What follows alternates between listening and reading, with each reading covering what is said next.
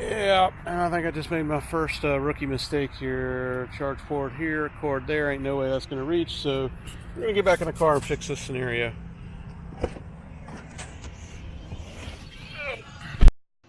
Well, that was embarrassing. All right, guys, thanks for joining. Thanks for watching. We got a video today that shows you the trip that my family took to Asheville / Black Mountain, North Carolina area. It was a fantastic trip, really beautiful area of the country. I'm going to walk you through the trip. We'll start out with an overview of the route we took, and then we'll go into just kind of a big picture view of the cost savings. This video is really about what it costs to take a road trip in a Model 3 versus typical ICE vehicles. So I'm going to walk you through that summary. Then we'll go back to the video and kind of see the sights and sounds of the area, and then we'll come back at the end and I'll walk you through all the details of the cost savings and all the data that I compiled. Thanks for watching. As you can see, our trip was approximately 131 miles each way for a total of 262 miles. Including our various travels while there, we drove a total of 467 miles. We did stop off at the Hickory supercharger on the way there, but it wasn't really needed. I just wanted to check it out, and it made for a good rest stop for the family. There was also a supercharger in Asheville, which was about 20 miles away from the house that we were renting for our vacation, and we used this a few times, more as a matter of convenience and not so much one of necessity. It was nice to have it there, especially after our longer drive on the Blue Ridge Parkway that we did on Sunday afternoon. Okay, here you can see the overall cost summary of the trip. Big picture, I estimate that we saved about $65 by taking our Model 3 versus our GLS 450, which uses premium gas and gets roughly 18 miles a gallon on a good day. At the end of the video, I'll come back and I'll walk you through the details of what my Model 3 costs relative to other ICE vehicles, ICE internal combustion engine vehicle, and I'll show you exactly how I've calculated the details. I'll also walk you through how the cost of my Model 3 stacks up to other ICE vehicles based on a range of factors such as fuel efficiency and gasoline cost. We'll come back to all that in detail, but for now we'll get to the trip as well as the sights and sounds of Asheville and Black Mountain, North Carolina area, including an autopilot drive on the Blue Ridge Parkway, which was certainly more stunning in person than any video will ever convey. All right, so we're all packed up and ready to go. Plenty of room for a family of 5. I mean, got all the essentials in there. Running shoes, backpack, gifts, suitcase for parents, suitcase for kids. We're ready to go. It's pretty amazing. You can get a family of 5 for a, let's see, this is a Thursday, so we'll be there Thursday night, Friday night, Saturday night, Sunday night. So 4 nights. 4 nights, family of 5. Pretty good. Let's open up the front trunk here. So we got all our food here. We opted to use the frunk for the food. So all that fits quite nicely. And that's it. We are ready to go. We got car seats in and ready, as I said earlier. Just take another look here. Got the essentials. We're getting ready to get the tablets and get those plugged in. There's the youngest seat, the oldest in the middle, and the next to the oldest. Those two will use their iPads, and this one will use this guy here. All right, so we are ready to roll. All right, we just got to our first supercharger stop. We really don't need it, but I really just wanted to get fueled up or recharged before we get to our destination, so we don't have to worry about it when we get there. I think we're only about 75 miles away, but you can see we got about 167 miles of range. We're going to go ahead and fill all the way up. We're at a Sheetz.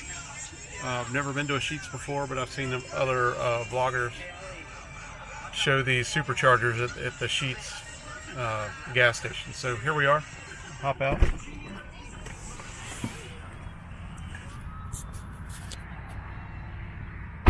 Yeah, and I think I just made my first rookie mistake here. Charge forward here, cord there. Ain't no way that's going to reach. So we're going to get back in the car and fix this scenario.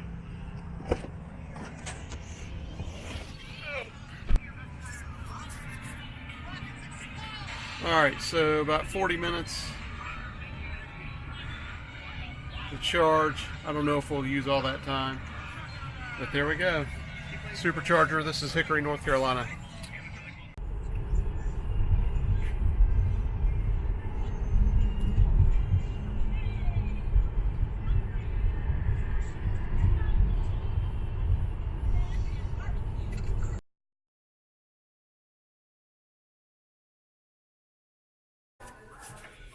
All right, so first time ever just using a standard wall outlet to charge El Taco here. But I figured I would plug it in last night just to see what we get. Let's see. Looks like we're still charging. We're in an Airbnb house outside of Asheville, in a town called Black Mountain. Alright. Let's see. So we got 57 miles overnight. Not bad. It's odd to me that this says 0 miles per hour. But it's really charging at a rate of about 4 miles per hour. When I look on the app, that's what it shows. So not bad for a full nice charge. We got 206 miles. We're going to go into Asheville this morning. I think it's about 15 miles. There's a supercharger there at the outlets. So we're going to go there here in a little bit. The outlets don't open until 10. It's about 8:15 in the morning, but the outlets open at 10. So we'll sit there and charge for a little bit, get fully charged, and then we're meeting some friends for brunch around 11. But in a pinch, the 110 outlet seems to work just fine. I'm going to let it charge until we're ready to go.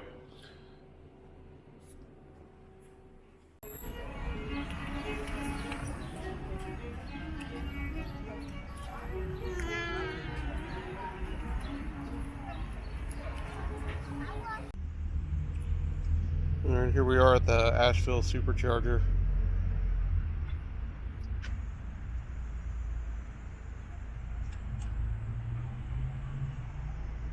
Getting the max I saw was like 350, but right now we're only getting 320 miles per hour, 78 kilowatts.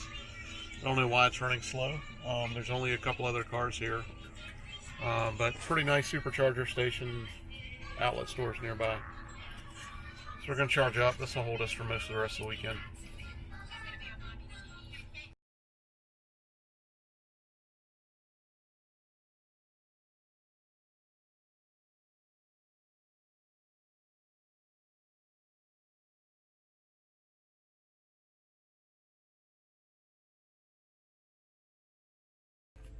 All right. That's good.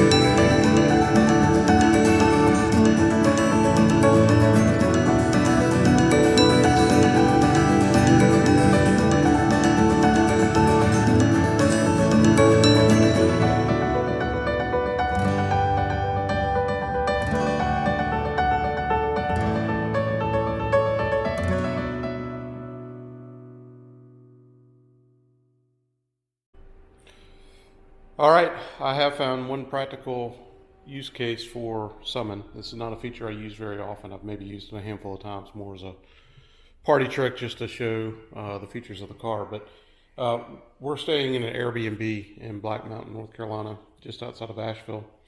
And we have access to their garage, but we obviously do not have the automatic garage door opener. But you can see there's a side door over there. That's where the key entry is, the automatic pin key. So we can get in and out of that door. But without summon, you'd have to get into the car, open the garage door, back out, come back into the garage, close the garage door, and then go out through that door. Or if there wasn't a side door, you'd have to sprint and try to beat the door as it closes.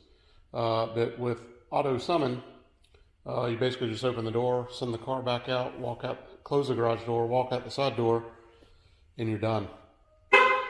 So I'm gonna show it here. All right, so we're gonna open the garage door.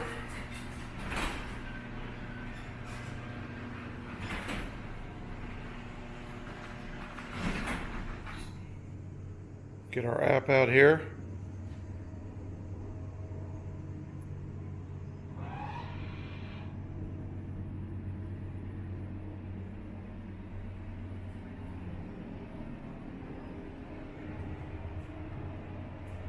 There she goes.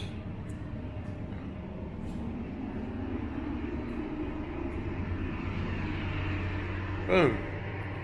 Now what we're going to do is close the garage door.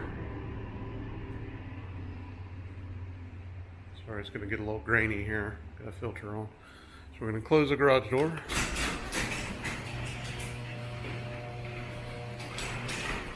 Walk out the side door.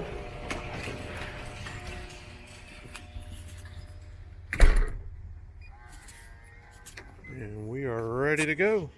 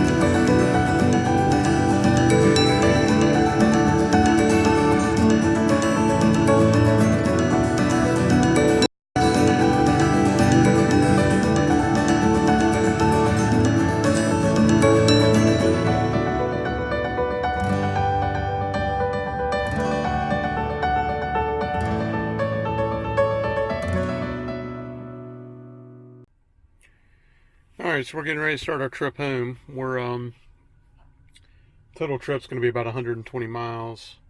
You can see we've got about 266 miles of range. Um, I've been charging a lot of the time just via standard 110 outlet in the garage here at the house. Adding 50, anywhere from 50 to 75 miles a night, which has been fantastic. It's more than kept up with our. It's actually added. It's not just kept up. It's added to our miles as we've driven around, because we really haven't driven very many miles. But yesterday we did go up on the Blue Ridge Parkway and we drove around there for a little bit, and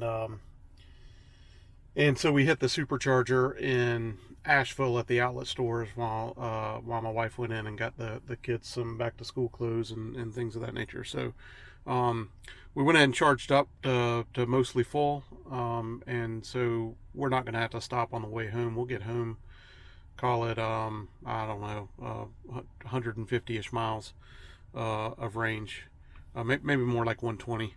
But anyway, so what we're going to do now is we're going to drive. We're going to go a little bit out of the way. We're going to go into Hickory, North Carolina, and stop for lunch.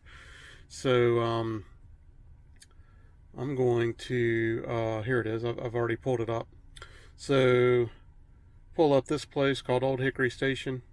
I really love doing this. So I'm just going to go in. I'm going to share this to the Tesla. Boom, sent. It's now up. Turn left onto Border Street. So it says we'll be there at about 11 o'clock, which is exactly when we wanted to get there. We will have, it's 62 miles there. We'll have 67% battery. And then we've got another 60-ish miles home from there. So we'll be in more than good shape for the drive home. It's been a great trip here in Black Mountains. Wonderful area of the country. If you ever get a chance, I highly recommend it. A lot of good hiking. Just it doesn't matter, but there's some great trails up here in Montreat, North Carolina.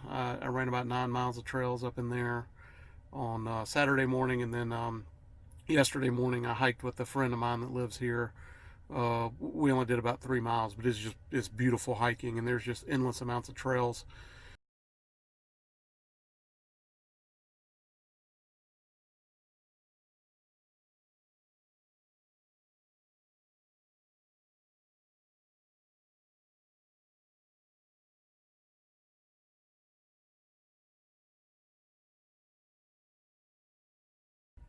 All right, but that's it. So we're gonna get going. We got the car loaded up.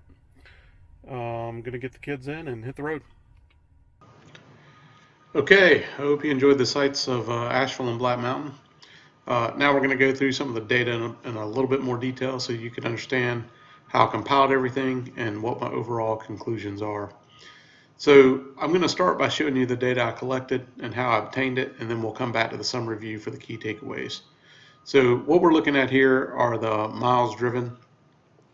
As you can see, we drove a total of 467 miles. 262 of those miles were used getting there and back, and the rest was used while at our destination, including the somewhat long drive on the Blue Ridge Parkway. I collected this data using my Tesla account, which tracks all my miles, charges, sleep cycles, etc. If you're not familiar with Tesla, then do yourself a favor and Google it. It's a fantastic addition to any Tesla owner, especially if you're into the data side of things like I am. One thing I'd like to point out on the miles driven is the efficiency factor, which is the ratio of miles consumed versus the actual real miles driven. Miles consumed can be impacted by things like elevation changes, which we obviously had a lot of going to and from the mountains, and driving around the mountains in particular, or how aggressively you accelerate, or how many devices you have plugged in and charging, etc. On this trip, our efficiency was a lot lower than what my typical day-to-day drives are, but there were a few key factors that drove that, like the kids all the way up there and back were using their tablets, and they were keeping them plugged into the rear USB ports, which is a fantastic convenience feature. I know a lot of cars have that, but that's a fantastic feature. I was also recharging my cameras via a USB hub in the front console. My wife and I both were using the Nomad wireless charger to charge our phones up front. And as mentioned before, we had a ton of changes in elevation as we were going through the mountains. Now, the elevation changes obviously go both ways. Um, you consume more miles while you're climbing, but you're going to consume less miles while descending thanks to regenerative braking. So that one goes both ways, but in general, I would just say that as we were driving around the mountains, there was a lot of elevation going on, and that negatively impacted our efficiency. Um, we're doing a trip to Hilton Head, South Carolina, in a few weeks, right at the end of August, right before school starts back for the kids. And that drive will be relatively flat both ways. So I'll be interested to see how my efficiency compares on that trip versus this trip, because I really don't know how much of it was due to elevation changes and how much of it was due to the fact that, we had a lot of stuff packed in the trunk and in the front, and the kids and me and my wife and we were charging like crazy. But either way, just wanted to point out the efficiency factor. But big picture, overall, we drove 467 miles. And next, we're going to take a look at what it cost us to charge the car over the course of this trip. Okay, so this data summarizes all the times I charged the car on the trip and the cost, or the estimated cost in some cases, of each of those charges. Just like with the miles driven, I used my Teslafy account to track all my charges. Now, keep in mind that Teslafy will provide the miles added per charge and the time for the charge and maybe some other data about the charge session, but it will only estimate the charging cost based on certain factors that you input into your account preferences. I've taken it a step further to get a better idea of what these charges actually cost me, and it really breaks down into two buckets. The charges that I did at home on both sides of the trip. For that, I'm using my electric bill and Duke Power's website. Duke Power is our local power provider. So I'm using their website and my electricity bill to estimate the cost of these charges. It's not perfect, but it should be close.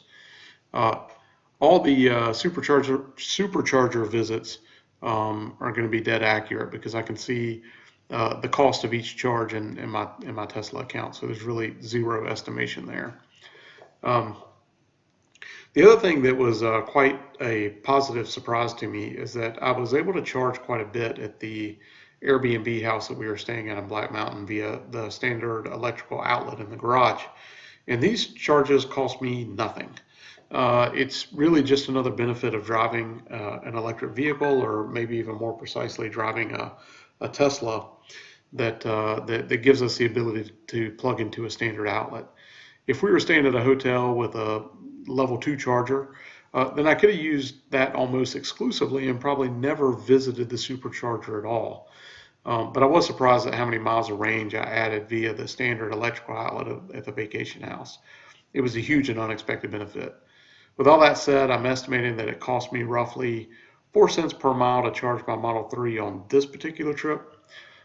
In general, the cost of charging my Model 3 is much lower than this, because while I'm at home, I never use a supercharger, because I'm able to charge my car in the parking garage at work for free. And when I'm not doing that, I'm charging it at home in my garage.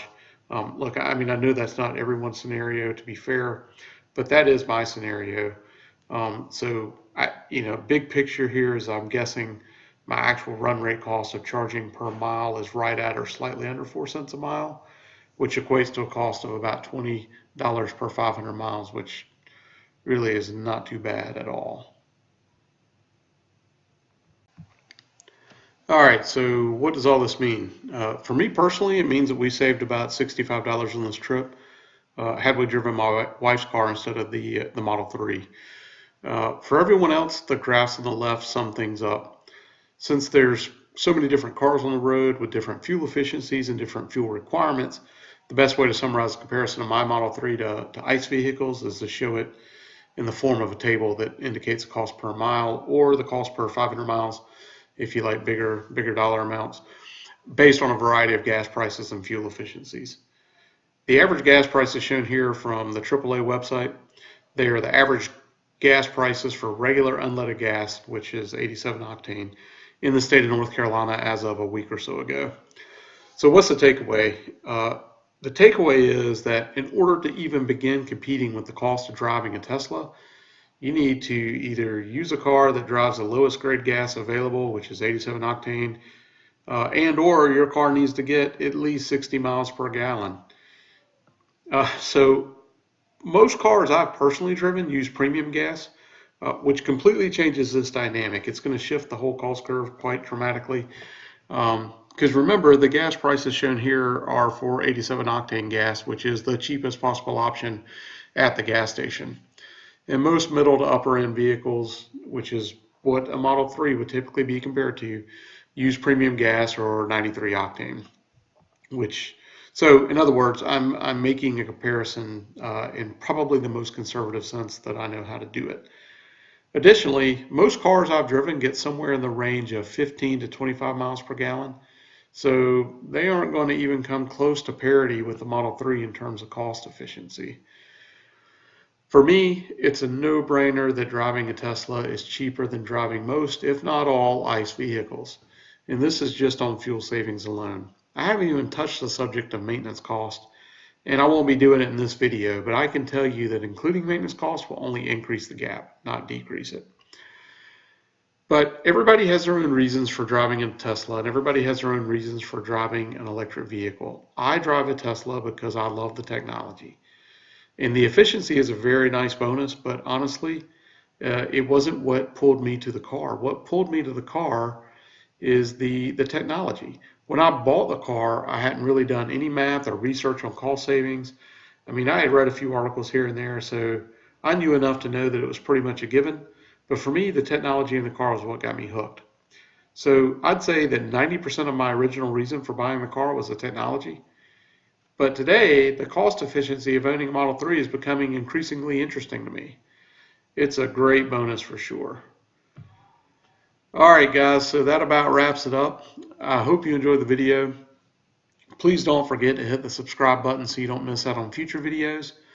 I've got more videos coming soon, including our upcoming road trip to Hilton Head, South Carolina at the end of the month. And this one will be a little more interesting because it's much further distance. And there aren't many charging options on the island once we get there. So there's a supercharger that's relatively close in Santee, South Carolina. But once we get on the island, it's going to take a little bit of creativity to make sure we stay charged. I'm not going to have the convenience of that supercharger very close by like I did when we were in Black Mountain. So check back towards the end of the month for that video. I appreciate you watching, and I'll see you next time.